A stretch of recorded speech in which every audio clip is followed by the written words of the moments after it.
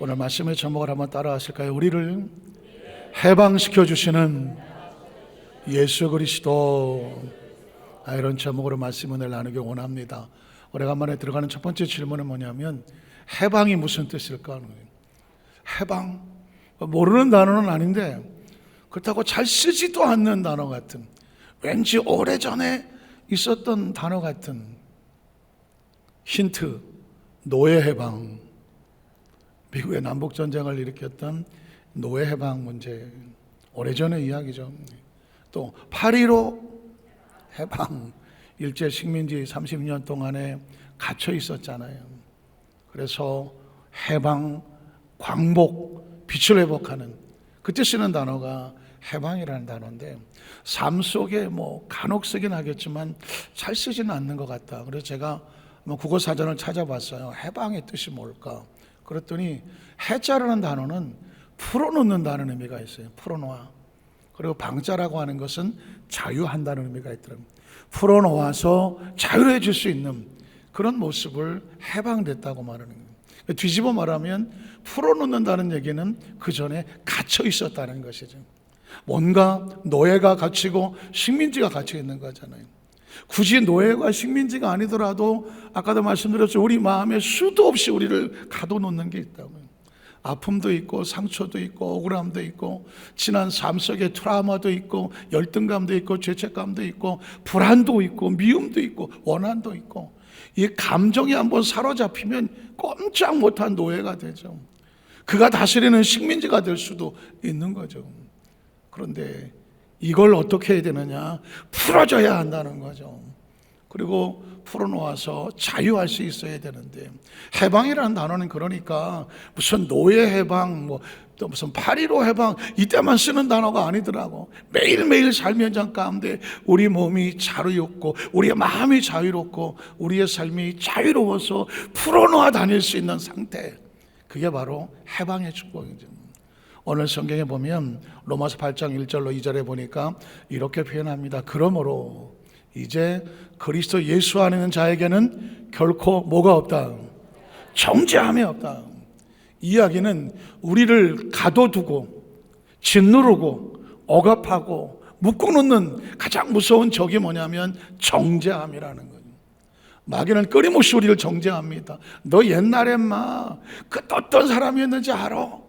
끊임없이 가만히 있으면 갑자기 우리 마음속에 우리를 죄책감으로, 열등감으로, 불안감으로, 오지도 않을 미래에 대해서 큰일 난 것 같은 마음의 두려움으로 끊임없이 머릿속을 복잡하게 만드는데, 그 배후에는 뭐가 있냐면 이 죄책감이라든가 정죄함이 있는 거거든요. 우리 약점을 짓누르고 협박하고 억압하는 이 상태. 그런데 이렇게 말합니다. 이제 그리스도 예수 안에 있는 자에게는 결코 뭐가 없다? 정죄함이 없다. 너를 심판하고 고발하고 고소하고 협박하고 짓누를 수 있는 그 상황이 없다. 여기서 중요한 것은 결코예요. 이제 다시 이후로는 결단코 없다. 한번 따라 하실까요? 이제 다시 이후로는 너를 정죄할 자가 결단코 없으리라. 누구 안에서? 그리스도 예수 안에서. 이유는 그 다음 절에 보면 이는 그리스도 예수 안에 있는 생명의 성령의 법이, 예수님의 또 다른 이름은 생명의 성령의 법이거든. 그가 통치하고 지배하는 것은 생명과 성령의 법에서, 죄와 사망의 법에서 너를 뭐 했다? 해방했다. 여기서 자유롭게 풀어놓아서 다시는 묶이지 마라. 이게 해방인 거예요. 오늘 예배에 참석한 우리 모든 성도들 삶의 현장 가운데 하나님, 저를 포함해서 우리 모든 성도들 마음에 다시는 묶이지 아니하고 다시는 짓눌리지 아니하고 다시는 억압당하지 아니하고 결코 누구도 우리를 정죄하지 못하는 예수님 안에서 주시는 자유와 평안과 해방이 함께 하시기를 주의 이름으로 축복합니다. 우린 첫 번째로 예수 그리스도의 이름이 구원이요 해방이라는 사실을 기억하셔야 됩니다. 예수님의 이름의 뜻이 뭐라고요? 구원자요 해방자라는 것입니다. 구원자가 되신 예수님의 이름은 마태복음 1장 20절로 23절에 나옵니다. 이 일을 생각할 때에 주의 사자가 현몽하여 이르되 다윗의 자손 요셉아, 네 아내 마리아 데려오기를 무서워하지 마라. 그에게 잉태된 자는 성령으로 된 것이다. 아들을 낳으려는 이름을 뭐라고 해라? 예수라고 하라. 이는 그가 자기 백성을 그들의 죄에서 뭐한다? 구원한다고. 예수님의 뜻을 기억하십니까? 그 이름은 자기 백성을 그들의 죄에서 건져낸다, 구원한다, 해방시키고 자유하게 한다. 굉장히 중요한 것은 이 이름을 누가 지었나요? 요셉이 짓지 않았습니다. 마리아가 짓지 않았습니다. 요셉의 아버지, 요셉의 할머니도 짓지 않았습니다. 이건 천사를 통하여 하나님이 직접 선포하신 이름이 예수라고 하는 겁니다. 예수의 이름과 우리 이름과 다른 게 뭐냐면, 사실 보통 사람들의 이름은 아버지가 짓거나 어머니가 짓거나 할머니가 짓거나 뭐 할아버지가 짓거나 아니면 돈 주고 가갖고 장명서에서 짓거나 궁금해서 그러는데, 내 이름은 아버지가 졌다. 아버지가 졌다. 우리 엄마가 졌다. 엄마. 할머니가 졌다. 할머니. 할아버지. 나는 돈 비싸 주고 졌다. 장명소에서 돈 주고 졌다. 그런데 이렇게 지은 것은 마음의 소원은 담겨져 있지만 나는 내 이름대로 됐다, 내 이름대로 됐다, 하나도 없어요. 저도 제 이름대로 안 됐어요. 제 이름은 성은 김이요.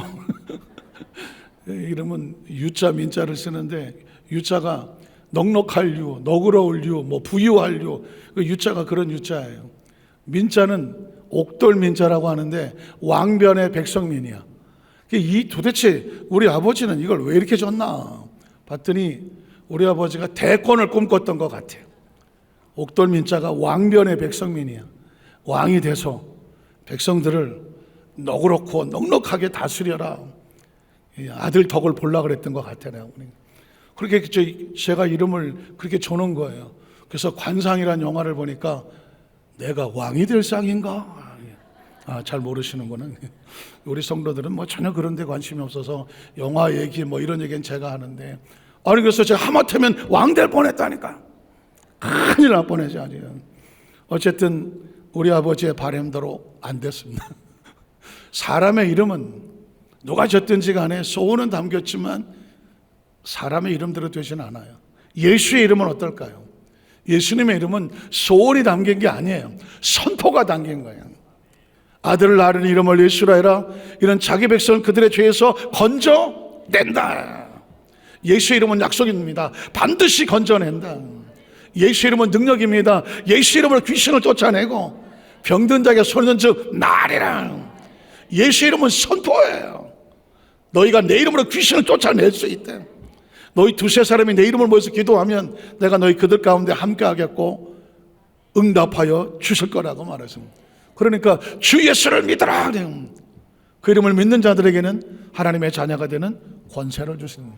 예수의 이름은 뭐가 됐으면 좋겠습니다 라고 하는 소원이 아니에요. 바람도 아니야. 예수 이름은 이미 선포요, 권세요, 능력이요, 치유요, 약속이라는 것이죠. 그래서 똑같은 예수의 이름이 그냥 이름 아니야? 아닙니다. 아들을 낳은 이름을 예수라 하라. 이는 그가 자기 백성을 그들의 죄에서 구원할 자가 되기 때문입니다. 성경은 계속 그래서 그 다음 절에 보면 이렇게 말하죠. 이 모든 일이 이렇게 된 것은 우연히 오다 가다 감정으로 지은 게 아니라 주께서 선지자로 하신 말씀을 이루려 하십니다. 예수의 이름이 약속이라고 말했습니다. 그 약속은 이루어진다. 그리고 그 다음 절에 이르시되 이 모든 일이 보라 처녀가 잉태하여 아들을 낳을 것이요 그 이름은 임마누엘이라 하려 하셨으니 그 뜻이 뭐예요? 하나님이 우리와 함께 하신다. 예수님의 이름이 권세가 되고 능력이 되고 구원자 해방자가 되는 이유는 딴 거 아니에요. 하나님이 우리와 함께 하신다.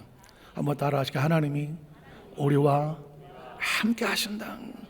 오늘 저와 여러분의 삶 현장 가운데 우리가 예수 이름을 부른다는 것은 그가 우리와 함께 하신다는 것입니다. 예수님의 사역을 보면 예수님의 사역의 내용도 역시 해방이고 구원이었습니다. 누가복음 4장 16절 이하를 보면 예수께서 그 자라나신 곳 나사렛에 이르사 안식일에 늘 하시던 대로 회당에 들어가서 성경을 읽으려고 서심해 선지자 이사야 구약 성경을 기록된 걸 들이거늘 책을 펴서 이렇게 기록된 데를 찾으시니 곧 주의 성령이 내게 임하셨으니, 자, 이것은 예언이고 약속인데, 주의 성령이 내게 임하셨으니 예수님 메시아가 그리스도가 오면 뭘 할까? 이는 가난한 자에게 무엇을 전하게 하려고? 복음을 전하게 하는 거예요. 가난한 사람에게 복음이 뭐예요? 비어진 곳, 없어진 곳, 무너진 곳에 복음이 뭐예요? 다시 회복되는 것입니다. 예수님이 가난한 부유하신 분으로서 스스로 가난하게 되신 것은 그로 말미암아 너희로 모하게 되길, 부욕해 되기를 원하십니다. 한번 따라 하실까요? 예수님은 우리로 부유하게 되기를 원하십니다. 이유가 뭘까요? 재수와 운이 아니라 원래 부유한 자였어.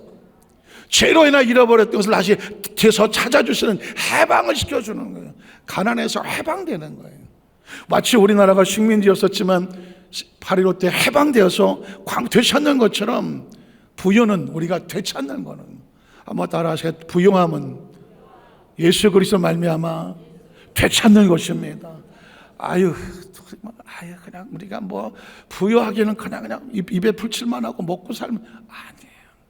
오늘 저와 여러분의 의식과 사고 가운데 우리가 무슨 떼돈을 벌자는 것은 말고 하나님 일을 마음껏 할 수 있는 넉넉함의 부여는 원래 우리 것을 되찾는 거라는 사실을, 해방되는 것을 사실을 기억하시기를 주의 이름으로 축복합니다. 왜냐하면 성경은 제일 먼저 하신 것이, 예수님이 우리에게 하시는 사역은 가난한 자에게 복음을 전하게 하시는 것이고, 내게 기름을 부으시고 나를 보내사, 그 다음 뭐예요? 포로된 자에게 자유. 아까 제가 말씀드렸습니다. 차라리 풍랑은 괜찮아. 우리 마음속에 부는 이 마음속의 풍랑은 시도 때도 없어. 잠자가도 벌떡벌떡 악몽을 꾸기도 하고, 아마 우리 속마음을 뒤집어 보면 진짜 힘들 거예요. 그래서 주님께서 우리에게 약속하시는 거예요. 예수님이 딱 오셔서 가장 하시는 게 뭘까? 너희 마음속에 진두르고 있는, 가둬두고 있는 그 포로된 것으로부터 자유케 될지어다. 예수의 이름으로 포로된 자를 자유게, 눈먼 자에게 다시 보게 하면, 두 눈을 뜨고 있지만 한치 앞을 모르는 게 사람이거든요. 그리고 사람은 보고 싶은 것만 보지 사실을 보지 않아요. 그러니 보고 싶은 것만 보다가 우리 마음속에 진짜 보지 못하는 것들이 얼마나 많아. 그런데 그것을 보게 하고, 또 눌린 자를 뭐하고, 또 다시 나오는 단어가 자유.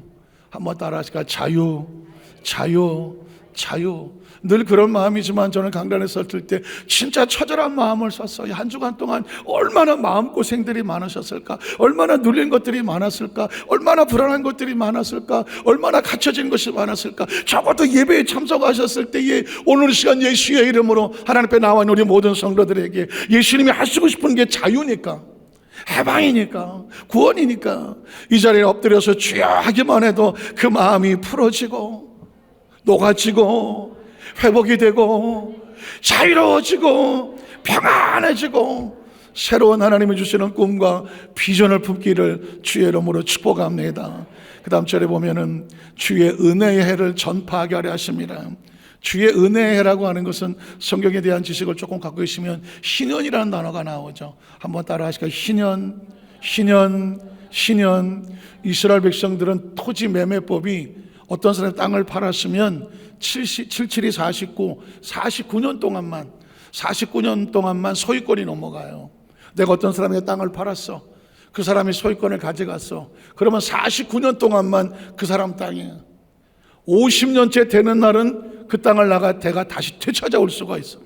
그걸 신원이라고 그래요. 다시 말해서 내 소유권을 다시 찾는다는 것. 왜 예수님이 이런 말씀을 했을까? 너희가 죄로 인하여 마귀에게 빼앗겼던 그 의로움, 그 부요함, 그 강건함, 그 치유되시고 회복되는 천국의 모든 고난을, 하나님 자녀된 권사를 누가 찾아주실까? 예수님이 너에게 찾아주시려 왔다는 것. 한번 따라 하실까요? 예수님은 우리 잃어버렸던 모든 것들을 다시 찾아주러 오셨습니다. 예수 믿는다는 게 뭘까? 교회 다닌다는 걸까? 성경 좀 읽는다는 걸까? 마음 편안해지는 걸까? 아니에요. 마귀에게 잃어버렸던 모든 것들을 다시 되찾게 만들어주는 해방자로 오시는 거예요. 구원자로 오시는 것입니다. 믿으십니까? 그래서 주의 은혜의 신년을 선포하려 하십니다. 다시 말해서 이제는 너희가 되찾을 때가 됐다. 뒤집어 말하면 내가 너를 다시 되찾아 주리라.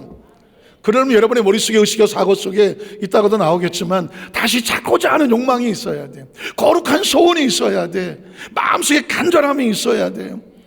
이 약속을 모르는 사람은 아유 팔았으니까 뭐 내 것도 아니야 그렇지 모르겠지만 49년이 지나면 저걸 내가 다 타쳤으니 신년이 내가 온다라고 하는 사람은 포기하지 않겠죠. 한번 따라 하실까? 예수님의 이름은 신년입니다. 우리의 삶 속에 우리를 되찾게 하시는 분이 누굴까? 그가 예수님이라는 것입니다. 그 다음 절은 그래서 이렇게 말하죠. 책을 덮어 그 맡은 자에게 주시고 앉으시니 회당에 있는 자들이 다 주목하여 보도록 아니 그 신년이 나하고 어땠다고? 그 자유가 나하고 어떻게 됐다고? 도대체 무슨 말이에요? 라고 주목하고 볼 때 그 다음 절에 예수님이 이렇게 말하죠. 이 예수께서 그들에게 말씀하시되 이 글이, 이 예언의 글이, 약속의 글이 이사야서 구약의 말씀이 오늘 지금 여기서 너희 귀에 뭐 하였느니라? 제가 수도 없이 이 부분을 강조할 겁니다. 한번 따라하세요. 응하였느니라. 응하였느니라. 잘 쉽게 쓰지 않는 단어 같은데 그럼에도 불구하고 크리스천의 정체성은 뭐냐면 하나님의 약속이 나에게 이미 이루어졌습니다. 믿으십니까? 예수님을 그대로 믿으시면 아멘 하시기 바랍니다. 예수님이 오시기 전엔 예언이야. 예수님이 오시기 전에 구약성 예언이에요. 그런데 예수님이 오심으로 인하여 이제는 도장을 찍어버렸기 때문에 예언이 아니라 약속이 응답이 된 거예요. 다시 한번 예수님을 그대로 믿으시면 아멘 하시기 바랍니다. 예수 믿는 사람은 이제 뭘 어떻게 되게 해 주시옵소서가 아니야. 이루어진 것을 찾게 해 주시옵소서. 다시 한번 할까요? 이미 이루어진 것을 찾게 하여 주시옵소서. 예수님은 내가 다 이루어 놓으신 너희가 찾아가라. 비로소 달라고 하는 것이 아니라 네가 내 이름으로 응답된 걸 찾아가라예요. 이미 너희 가운데 응하였느니라. 그러니까 어떻게 하라고? 너희가 믿고 가면 때문에 성경에 보면 예수님을 찾아왔던 사람은요 다 믿고 갈 때 보면 믿고 가면 이루어졌어. 믿음이란 그런 거예요. 믿고 가면 하나님이 이루어 주시는 것이다. 믿으십니까? 오늘 두 번째는 그래서 예수님께서 과연 구원자가 되시고 해방자가 되신다고 하는 근거가 있어야 되잖아요. 근거. 도대체 예수님의 이름은 왜 구원자가 되고 해방자가 될까? 이미 다 이루어졌다고 하는데 우리가 뭘 믿고 그거를 찾을 수 있을까? 두 번째는 뭐냐면 예수님이 친히 제물이 되어주셨다는 것입니다. 그 제물로 자유케 하셨다. 혹시 여러분 성경을 조금 그 시절을 가면 구약성경 레위기야를 보면 죄인이 하나님 앞에 나가려고 하면 반드시 구약시대 제사를 드려야 돼요. 제사는 오늘날 시대 예배와 같은 건데 제사를 드리려면 제물이 있어야 돼요. 그 제물을 예물이라고 말해요. 지금 우리식으로 말하면 헌물과 같은 거예요. 그 예물을 가지고 깨끗한 마음으로 정성되게 제물을 드려야 됐어요. 그러면 그 제물을 가지고 나중에 또 말씀드리겠지만 그 제물에 자기 손을 얹고 하나는 자기 머리에 얹고 해서 자신의 죄가 제물에게 전가가 되고 그 제물을 잡아 목을 찌르고 피를 쏟고 가죽을 벗기고 분해를 해서 그 제단 위에 태워 깨끗이 태워버려. 이유가 뭘까? 나의 죄를 깨끗이 대속하여 주시옵소서. 그러니까 구약시대는 그 제사와 제물이 예배와 같아서 매일매일 그 제사와 제물에 의지해서 하나님 앞에 나아갈 수밖에 없었어. 그런데 오늘 신약시대에 오면 예수님께서 우리의 영원한 대제사장이 되시면서 제물이 되어주신다고 말씀하는 거예요. 예수의 피공로를 의지해서 우리가 나아갈 수 있게 되는 것입니다. 그래서 작은 첫 번째로 보면 예수님은 우리의 대제사장이 되신다. 하나님과 우리 사이에 중보자가 되신다. 히브리서 4장 14절로 16절에 보니까 그러므로 우리에게 누가 있어? 큰 대제사장이 있어. 24명의 제사장들이 있는데 1년에 한 명씩 뽑아서 하나님이 계신 지성소에 속죄를 하러 들어가는 그 세상을 대제사장이라고 그래요. 그러니까 그 대제사장이 우리 죄를 가지고 하나님 앞에 나가서 회개하고 의를 얻어서 들어옴으로 말미암아 우리가 정결케 되는 거예요. 1년에 한 번 요킴프라고 하는 이스라엘의 제사 제도예요. 그런데 우리는 이스라엘에 갈 필요가 없어. 사람의 대제사장을 만날 이유가 없어. 성경을 말씀합니다. 예수님께서 우리에게 큰 대제사장이 되어 주시니 그는 승천하셨고 곧 하나님의 아들 예수시라. 우리가 믿는 도리를 굳게 잡을지어다. 어디서 왜 요즘 제사 안 지내요? 왜 소잡고 양잡고 안 해요? 라고 말할 때 우리 믿는 크리스찬은 뭐다? 우린 그런 제상이 필요 없습니다. 우리에게 영원한 제상이 있는데 그분이 누구다? 예수님이라는 거죠. 오늘도 예수님의 이름으로 이 자리에 나왔고 예수 이름으로 기도하고 예수 이름으로 이름을 앞에 나와 있는 줄로 믿습니다. 그게 우리의 도리예요. 그 다음 절을 보면 그래서 우리에게 있는 대제사장은 우리 연약함을 동정하지 못할 리시가 아니다. 그는 우리를 불쌍히 여기고 긍휼히 여기시며 그 다음 절에 보면 모든 일이 우리의 똑같이 시험을 받으시는데 육체를 가져와서 십자가에 달리셨지만 죄는 없으시더라. 그러므로 우리는 긍휼하심을 받고 때를 따라 돕는 은혜를 얻기 위하여 우리가 이 자리에 나와 있는 것은 그가 우리를 뭐 하셨기 때문이에요? 긍휼히 여셨기 때문. 한번 따라 긍휼히 여김. 긍휼히 여김. 하나님이 저와 여러분을 긍휼히 여겨주셨어. 때로 그런 생각하지 않아요? 하나님 내 기도 들으실까? 나의 일은 부족하고 부끄럽고 추악하고 더러운 나 같은 존재가 하나님 앞에 나갔을 때 내 기도가 과연 상답이 될까? 혹시 그런 가슴 아픈 안타까움으로 몸부림쳐 본 적 있지 않으세요?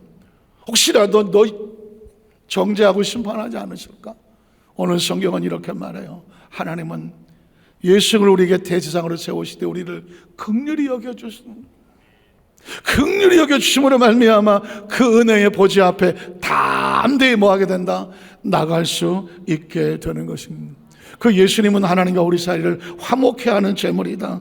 에베소 2장 14절로 16절에 보니까 그는 우리의 뭐가 되더라? 화평이시다. 우리가 예수님 앞에 나아갈 수 있는 그 화평의 길을 누가 열었다? 예수님이 열으셨다.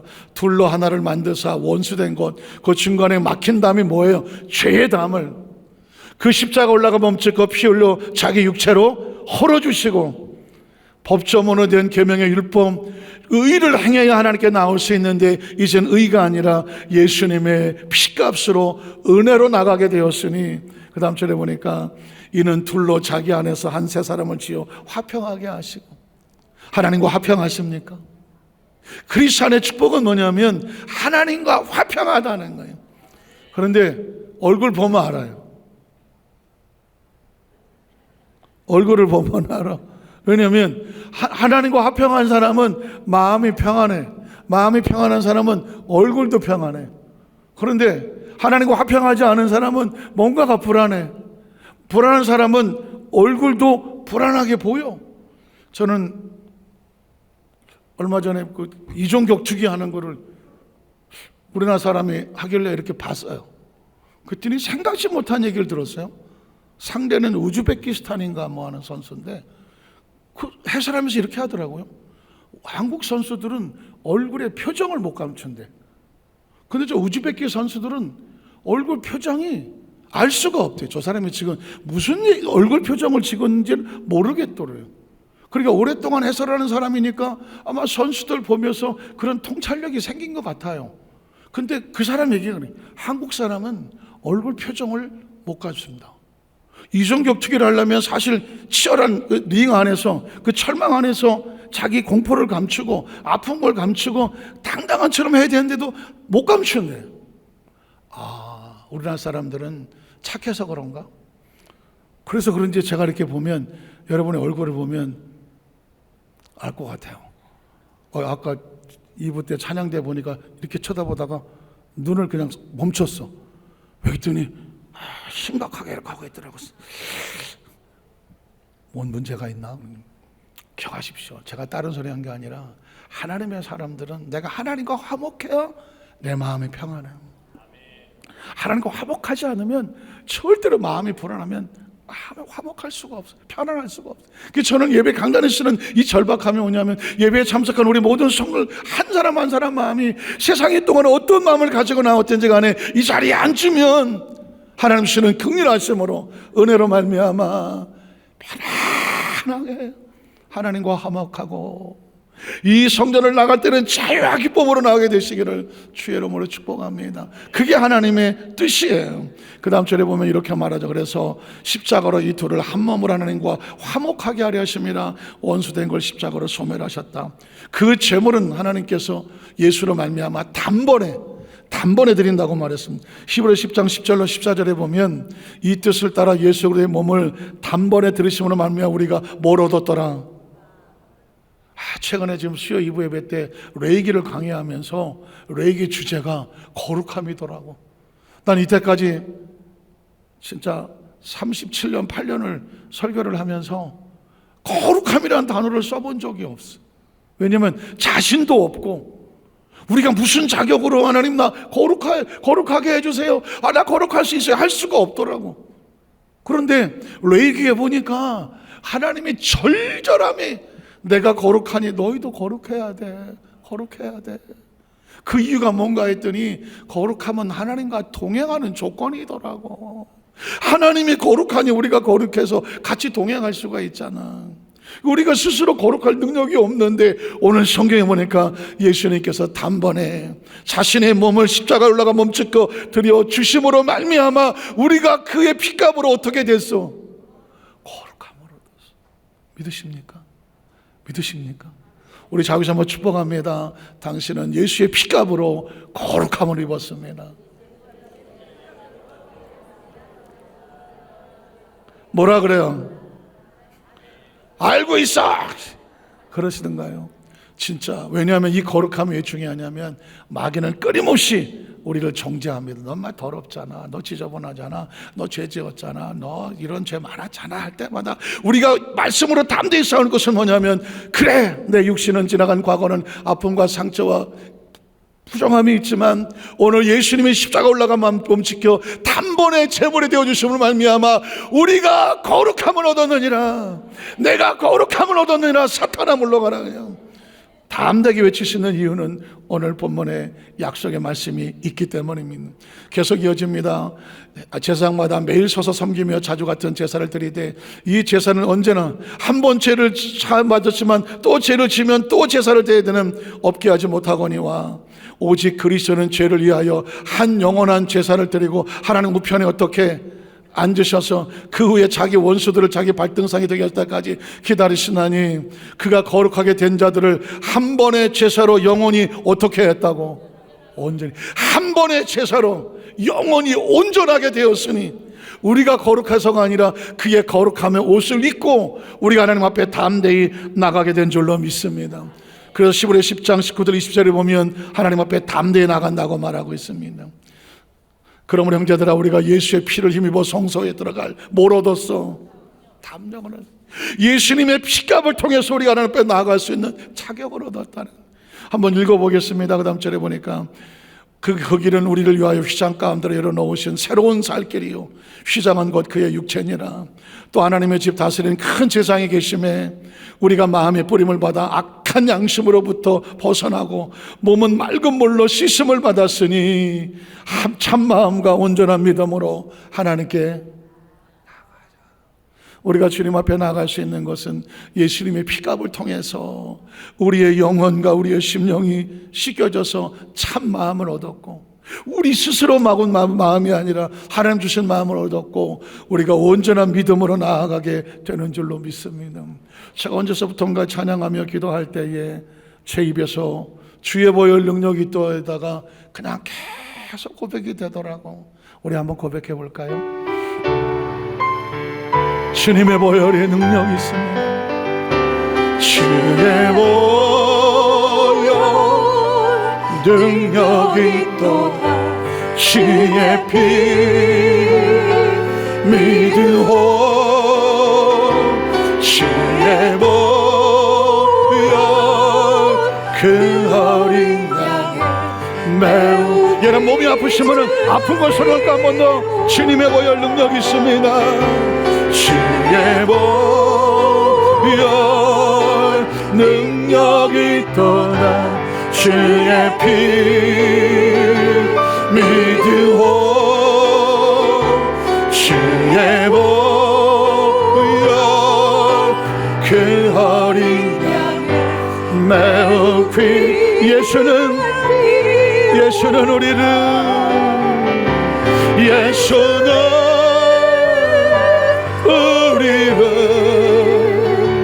깨끗게 하시는 주시니 그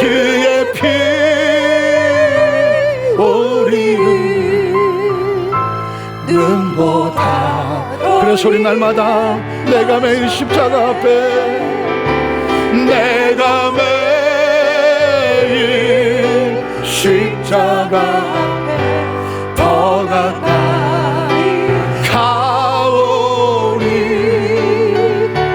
그새 주의 흘린 목의 피로써 나를 정케 하소서. 우리를 정케 하신 하나님께 영광의 박수 한번 하겠습니다. 하나님 감사합니다. 마지막 세 번째로, 예수님을 만나는 사람, 예수를 찾아온 사람, 예수의 육과에 손을 대었던 사람들은 자유와 해방을 얻었습니다. 마가복음 2장에 보면 침상에 실려온 중풍병자가 있습니다.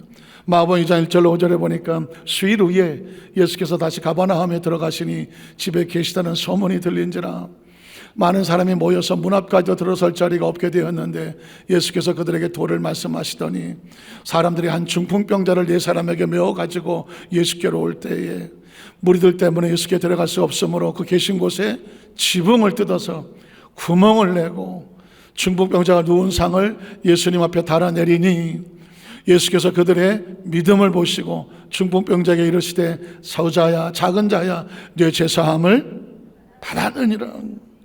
이 내용은 여러분 잘 아시는 거예요. 잘 아시는 건데, 문득 제가 본문을 묵상하게 된 것은 이 중풍병자가 얼마나 오랫동안 그 병에 갇혀 있었을까. 중풍병 쉽지 않잖아요. 온몸이 마비되고 스스로 움직일 수 없고. 그래서 지금 내 친구가 침상에 들고 왔잖아. 그러니까 그 모습을 드러내고 한다는 게 얼마나 아프고 힘드냐고. 그런데 여러분 보십시오. 이 처절함을 가진 중풍병자가 예수님 앞에 내어놓았을 때에 예수님의 반응이 어때요? 예수님 반응이 정죄하던가요? 넌 어쩌다가 그런 병을 잃었느냐 하던가요? 야, 중풍병 오지 마 하던가요? 아니더라고. 그들의 믿음을 보시고 뭉클거리면서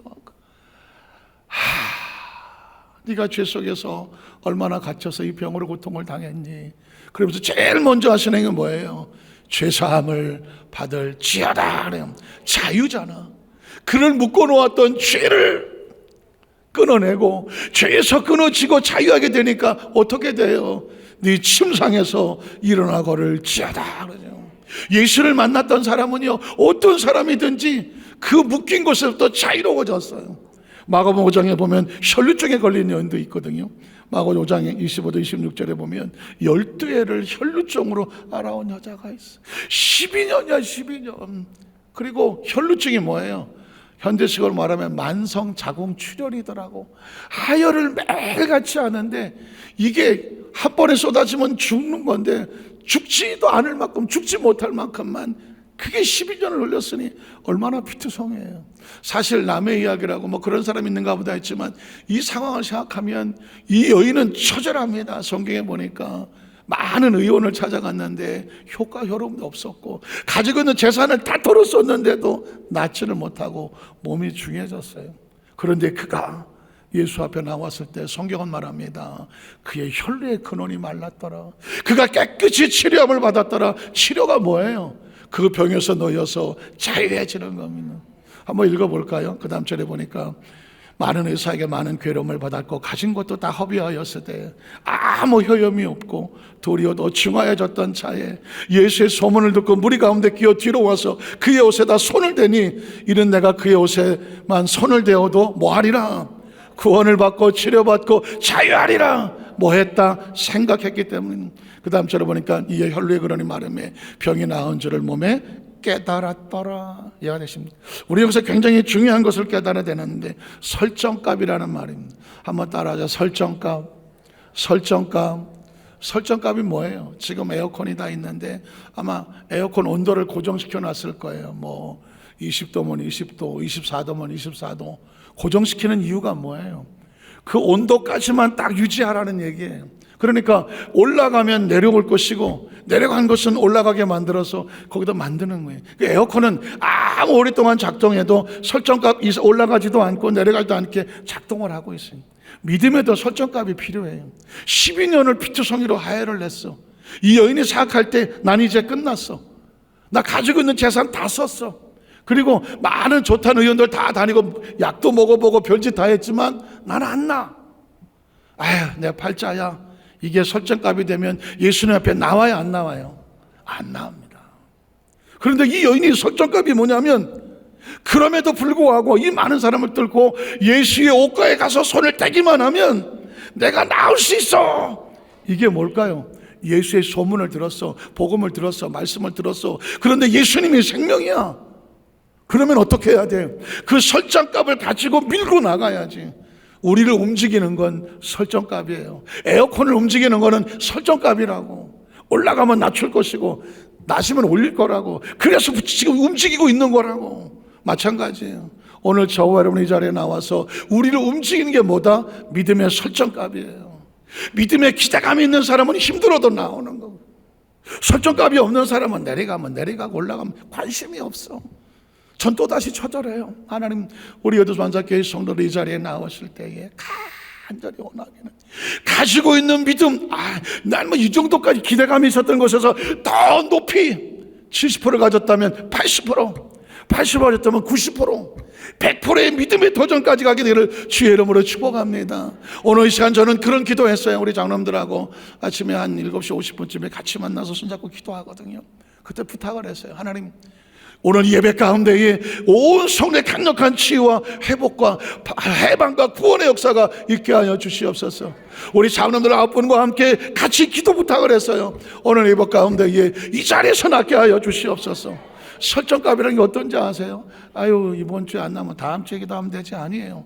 그전에 어떤 권사님은 허리 디스크로 움직이지를 못해요. 복대를 차고 그 남편 되시는 우리 할아버님이 태워주고 해야 예배에 참석했어. 근데 한 번은 그러더라는 거야. 오늘 가서 낫지 못하고 오면 나 다음 주부터 안 데려간다고. 할아버지도 화가 났어. 알아서 당신 혼자 가라고. 허리도 아파 죽겠는데 할아버지가 안 데려다 준다는 거지. 그래서 여기쯤 앉았을 거예요. 거 앉아서 그 권사님이 처절하게 울었다. 하나님, 나 오늘 여기서 고침받지 않으면 다음 주부터 못 나와요. 오늘 나야 돼요. 7명 아멘 하자는 거예요. 그분은 그게 설정값이야. 나한테 시간이 없어요. 하나님, 오늘 여기에 이 자리에 해야 돼요 하고 몸부림을 치고 기도하는 거예요. 그게 설정값인 사람은 몸부림일 수밖에 없고, 그만큼 절박하지 않은 사람은 그만한 절박하면 기도가 안 나와. 저는 오늘 그 얘기하는 거예요. 오늘 이 시간에 우리 성도들 마음 가운데 우리는 얼마나 절박하십니까? 얼마나 간절하십니까? 믿음의 설정값이 어느 정도 올라가십니까? 하나님 역사하시면 나을 줄로 믿습니까? 응답될 줄로 믿습니까? 역사하실 줄로 믿습니까? 주님께서 우리가 원하는 건 설정값을 묻어. 내가 너에게 뭐 해주기 원하냐? 얼마나 내가 할 수 있다고 믿느냐? 여러분의 설정값을 내놓으면 예수님 그렇게 하시더라고요. 내 믿음대로 되라. 네 설정값대로 되라 하더라고요. 저는 오늘 시간에 여러분의 간절한 간구와 기도가 하나님의 마음을 뚫고 들어가서 내 믿음대로 될지어다, 그 말씀이 우리를 해방하고 자유하고 이게 되는구나, 이 역사가 나타나는구나. 오늘 성경 속의 이야기가 저와 여러분의 주인공이 되기를 주님의 이름으로 축복합니다. 기도하겠습니다. 전능하신 하나님 아버지,